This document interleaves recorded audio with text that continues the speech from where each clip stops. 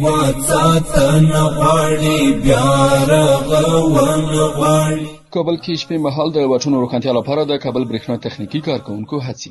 د افغانستان برېښنا شرکت تخنیکي کارکوونکي په جدي توګه هڅه کوي چې د شپې لخوا د کوتل سړک روښانه کړي. کوتل سړک چې په دې وروستیو کې د کابل ښاروالۍ له لورې پراختیا موندلې، په دوام یې 12.15 متره پایې د دې سړک روښانتیا په موخه نصب شوې. شرایط مساعد می‌سازیم که چراغ‌های سړک نصب شوند، یعنی از پایه‌های 12 متره یک مقدار بالاتر شود، ارتفاعش بلند شود که تا استریت لایت‌ها نصب شود.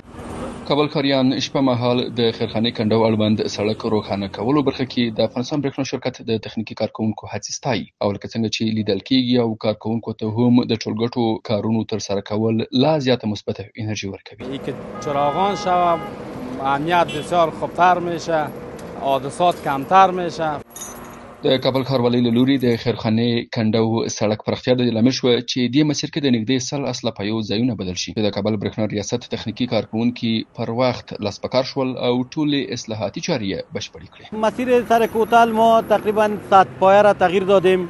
لاین‌های 20 کیلووات که دبل سرکت است که به نام 18 و 13 شمال غرب است، یا را ما تغییر دادیم در مسیر. د کابل برېښنا ریاست مسئولین وایي چې د سړکونو جوړولو اړوند پروژو تطبیق برخه کې له کابل ښاروالۍ سره هر ډول همکاري ته لیواله دي.